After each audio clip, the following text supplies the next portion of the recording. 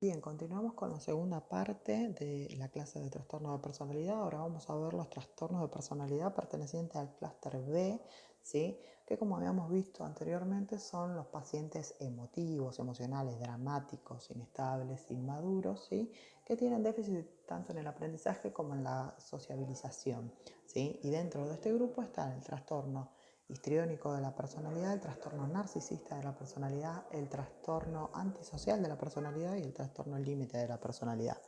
Vamos a iniciar viendo el trastorno histriónico de la personalidad. En este caso, el patrón de comportamiento principal es la emotividad generalizada y excesiva con un comportamiento de búsqueda continua en la atención.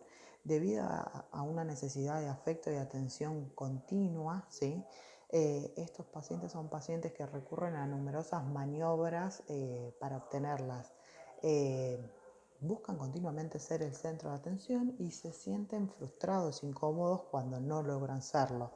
De manera aguda se sensibilizan ante esto, ¿sí? Y los estados de ánimo y los pensamientos de las personas a quienes desean agradar son algo que están rumiando continuamente en la mente de ellos, ¿sí? Su manera de relacionarse en general es cordial, servicial, divertida. Consideran la mayoría de las ocasiones las relaciones íntimas que forjan más íntimas de lo que son realmente. Están preocupados por su apariencia física, desean parecer atractivos, se muestran de manera seductora, coqueta y hasta provocativa en muchas ocasiones.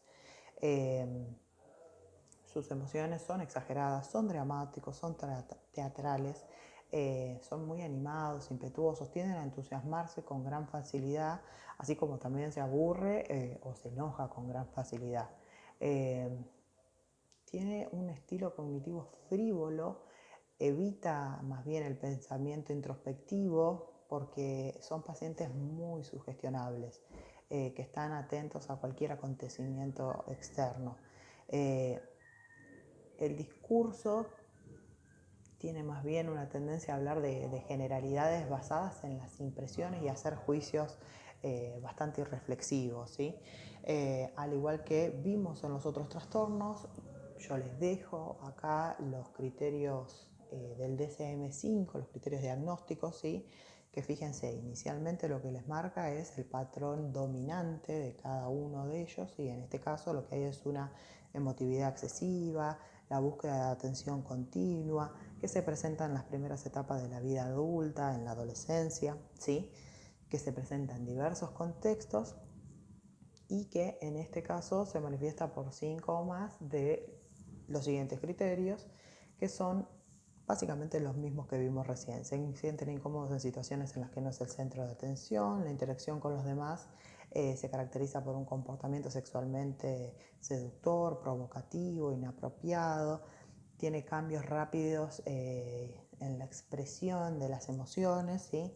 Utiliza constantemente el aspecto físico para llamar la atención, eh, son teatrales, muestran autodramatización, expresión exagerada de las emociones, son sugestionables y consideran las relaciones interpersonales mucho más estrechas de lo que son en realidad, ¿sí?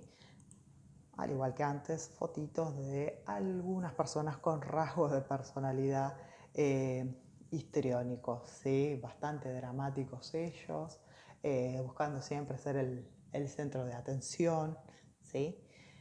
Lo que no quita que tengan rasgos también de personalidad de otros trastornos, ¿sí?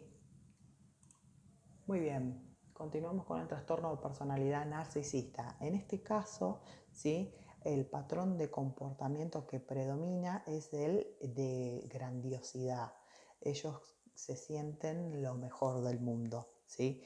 Tanto en la imaginación como en el comportamiento hay una exagerada necesidad de admiración y una falta de empatía completa para con el otro, ¿sí? El narcisista hace ostentación tanto de sus logros, ¿sí? Las cosas materiales que tengan, las capacidades, luchan continuamente por destacar, por ser el más influyente, el más lindo, el más fuerte. Su autoestima es muy superficial, se creen esto, lo que les decía recién, superiores a cualquier otra persona. Cree que es una persona de mérito especial y único y que merece y hasta exige una gran admiración y un trato especial por ello. Son arrogantes, se sienten por encima de las normas de convivencia y las califican de superficiales o inaplicables e inaceptables para ellos, ¿sí? En sus relaciones interpersonales, como les decía, carecen completamente de empatía, creen merecer y esperan favores especiales y utilizan a otros para fortalecerse a sí mismos, satisfacer sus deseos, sin importarle lo que el otro sienta o lo que el otro quiera o necesite. Tienen vínculos interpersonales más bien hasta explotadores por momentos. Es cognitivamente expansivo, tiene una imaginación grandiosa, desenfrenada, ¿sí? Enfrascando fantasías de autoglorificación, de éxito, de belleza, entre otras cosas, ¿sí? Bien, bueno, esto también son datos que sirven, pero su desempeño sexual en general no tiene mayores inconvenientes, pero es proclive a referenciarse a él mismo, a vanagloriarse de las distintas situaciones que genere con su pareja y demás, ¿sí? Pero tiene dificultades para comprometerse emocionalmente, ¿sí? Con el otro. Muy bien, lo mismo que les decía hoy, los criterios diagnósticos según el DSM-5, acá lo que predomina es el patrón dominante de grandeza, tanto en lo que es la fantasía del paciente como en el comportamiento, la necesidad de admiración, la falta de empatía, los sentimientos de grandeza y prepotencia, las fantasías de éxito, de poder, de belleza, cree que es especial y único, ¿sí? La necesidad excesiva de admiración, el sentimiento de privilegio, cómo explota las relaciones interpersonales, ¿sí? La falta de empatía con el otro, la envidia de los demás y lo mismo que con los otros trastornos. No se debe a ningún otro trastorno mental, ni a enfermedad médica, ni a consumo de sustancias. Bien. Lo mismo, algunas personas con rasgos de personalidad, ya no digo trastornos, digo rasgos que son o están incluidos dentro de los criterios diagnósticos del trastorno de personalidad narcisista. Muy bien, continuamos con el trastorno de personalidad antisocial, ¿sí? En este caso, el patrón de comportamiento principal es un patrón de desprecio y de violación por los derechos de los demás, ¿sí? Son los trastornos de personalidad que infringen las reglas sociales, ¿sí? Son personas que se basan en el engaño, en la manipulación, fracasan en la adaptación a las normas sociales con respecto al comportamiento legal, es decir, continuamente realizan actos ilegales, lo cual ocasiona que tengan reiteradas detenciones por conductas deshonestas, mentiras, estafas, todo para obtener beneficios personales o incluso por el simple hecho de hacerlo por placer, ¿sí? Bien, esto por ahí es algo más psicodinámico que no es tan importante que lo sepan a rajatabla, pero acá las funciones de regulación del yo son deficientes. El individuo lo que sí busca es gratificación inmediata, prestando nula atención básicamente a otros aspectos del funcionamiento psíquico. Se guía y se rige por los deseos, ¿sí?, de él y lo lleva a cabo sin importarle las reglas que rompa, sin importarle los sentimientos del otro, los códigos, las limitaciones morales, ¿sí? Este trastorno no se refiere simplemente a un mal comportamiento social, sino que en las experiencias del desarrollo, ¿sí?, están influidos por patrones tanto psicodinámicos como por factores biológicos, todos estos comportamientos que tienen, ¿sí? Se generan perturbaciones en la conducta opuesta a los estándares básicos de la sociedad en la que la persona ha crecido, ¿sí? Son pacientes impulsivos, actúan de forma precipitada, sin la capacidad de de posponer la gratificación, sin capacidad de planificar a futuro, ¿sí? Son irritables, agresivos, en general tienen muchas peleas y agresiones a repetición. Tiene una gran despreocupación por su seguridad y por la seguridad de los demás. Son irresponsables respecto a las obligaciones tanto laborales, económicas o familiares, ¿sí? En cuanto a la conducta, el paciente antisocial suele ser indiferente o bien justificarse o minimizar sus actos, culpar a la víctima incluso, indicando por completo su falta de remordimiento ante las acciones que lleva a cabo. Este patrón también se lo ha denominado como psicopatía o sociopatía o sociópata, ¿sí? O trastorno disocial de la personalidad. Y también en lo referente a la sexualidad, estos pacientes suelen involucrarse en comportamientos sexuales de alto riesgo con capacidad de producir consecuencias perjudiciales, tanto para él como para terceros, ¿sí? Puede encontrarse conductas, como les dice acá, parafílicas, en especial las que implican agresión a otros, ¿sí? En general es el trastorno de personalidad que se encuentra por excelencia en los delincuentes sexuales seriales, ¿sí?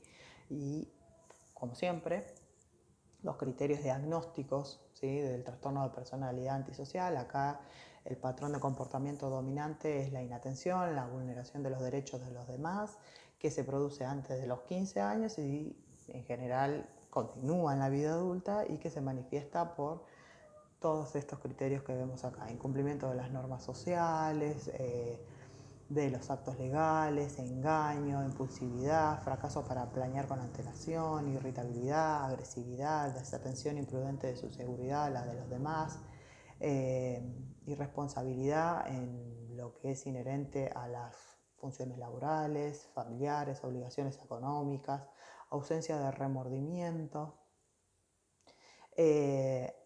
Y de vuelta, todos estos rasgos no se dan en el transcurso de otro trastorno mental, ni por consumo de sustancias, ni por otra enfermedad médica. Fotito de personajes con rasgos de personalidad antisocial, ¿sí? Todos con condenas, algunos inclusive con condenas múltiples, ¿sí?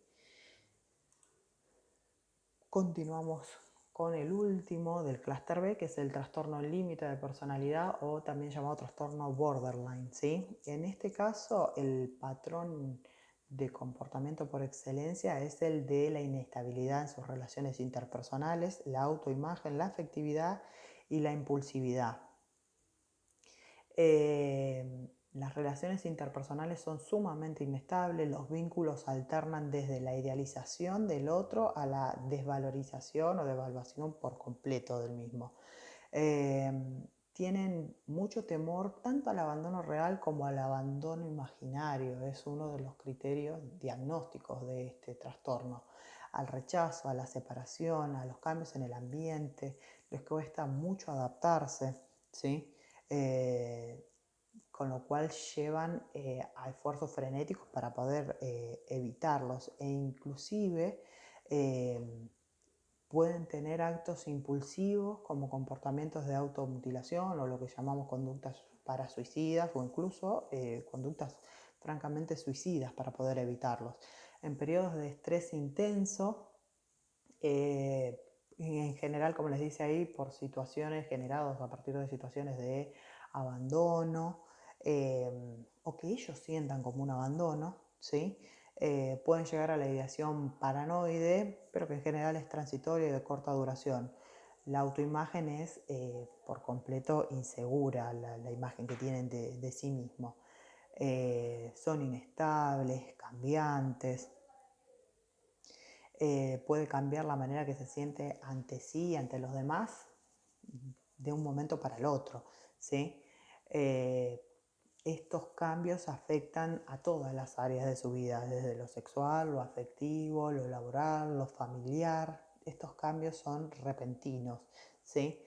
La inestabilidad afectiva es una característica de este trastorno. Las emociones suelen ser intensas y descontroladas. Se manifiestan inclusive como ataques de ira, dificultad en el control de los impulsos. La reactividad emocional puede manifestarse tanto con sentimientos de intenso amor y deseo sexual, alternando con episodios de depresión, de abatimiento, apatía. Experimentan mucho sentimiento de vacío. La verdad es que son pacientes complicados desde la perspectiva de tratamiento, ¿sí? Yo algo les puse, si bien no se les va a tomar tratamiento per se de cada uno de los trastornos, de trastorno límite les puse un poquito más, pero por la frecuencia de aparición que tiene, ¿sí? Porque independientemente de la rama que vayan a seguir, se van a cruzar con, yo voy a decir chicas, pero porque la gran mayoría son mujeres, ¿sí? Que tienen trastorno límite de personalidad. En general la sexualidad de ellas, de ellos también, ¿sí? No suele estar inhibida, por el contrario suele ser muy activa con oscilaciones, llevando a la persona a tener conductas promiscuas, de riesgo. También parte de la manifestación de la impulsividad que tienen ellos. Suelen tener intensos deseos sexuales, exigencias de intimidad en las relaciones tormentosas que suelen forjar, que son la gran mayoría de ellas, ¿sí? Y como en todo, ¿sí? Acá tienen lo que es la clínica del TLP, pero yo les diría que por ahí lo lean, pero no se enrosquen tanto con esto, ¿sí? Más adelante están los criterios diagnósticos, ¿sí? Pero esto me pareció un dato para sumárselos y que es sumamente importante. En lo que es psiquiatría hay dos trastornos que están íntimamente relacionados con la conducta suicida y con el suicidio en sí, que son la depresión y el trastorno límite de personalidad, ¿sí? Acá el trastorno límite de personalidad y la conducta suicida van a ver que, como les dije recién, tanto el trastorno depresivo mayor y el TLP son los únicos cuadros que contemplan la ideación y la conducta suicida dentro de sus criterios diagnósticos, ¿sí?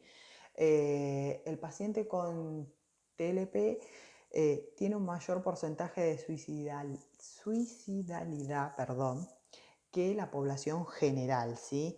En general, esa conducta suicida está también influenciada por la impulsividad, por si existe concomitantemente consumo de sustancias, por si hay alguna alteración en el trastorno del estado de ánimo. El 75% en general, fíjense, es una tasa muy grande de todos estos pacientes con TLP que presentan intentos de suicidio, ¿sí? La tasa de muerte en general es baja, ¿sí? Y tiene que ver con que a veces los intentos de suicidios son de baja letalidad o son frustrados antes de tiempo, pero estos pacientes se internan, ¿sí? Y en general la internación de los pacientes con TLP tiene que ver con el criterio del médico que lo ve en el momento, pero fundamentalmente con si existe riesgo para sí a partir de la ideación o la planificación suicida, ¿sí? O bien si hubo un intento autolítico franco. Bien, el abordaje que se tiene con estos pacientes son dos, psicofarmacológico y psicoterapéutico. Psicoterapéutico se los puse porque es la terapia que está indicada por excelencia, que es la dialéctico comportamental, la DBT, que no se suele hallar con facilidad. Y sí, en cuanto a lo que es farmacológico, lo mismo, es algo que se les agrega acá, pero que no se les va a preguntar, ¿sí? Es bastante amplio, se utilizan antipsicóticos atípicos en general y estabilizadores del ánimo, pero se podrían agregar algunos otros psicofármacos más en función del criterio del paciente. Por último, como les había comentado, todos los criterios diagnósticos del trastorno límite de personalidad, ¿sí? Que recuerden los esfuerzos desesperados para evitar el desamparo o el abandono, ya sea real o imaginario, el patrón de relaciones interpersonales súper inestable, alteraciones en la identidad, la impulsividad, el comportamiento o actitud o amenazas de suicidio, las conductas autolesivas o parasuicidas, ¿sí? En general van a ver muy frecuentemente los cortes superficiales en general, pero que a veces suelen generar graves lesiones, ¿sí? En antebrazos, en otras partes del cuerpo, ¿sí? La inestabilidad afectiva, la sensación crónica de vacío, las ideas paranoides transitorias que pueden aparecer, etc. Nos queda la última parte, que son los trastornos de personalidad del clúster C.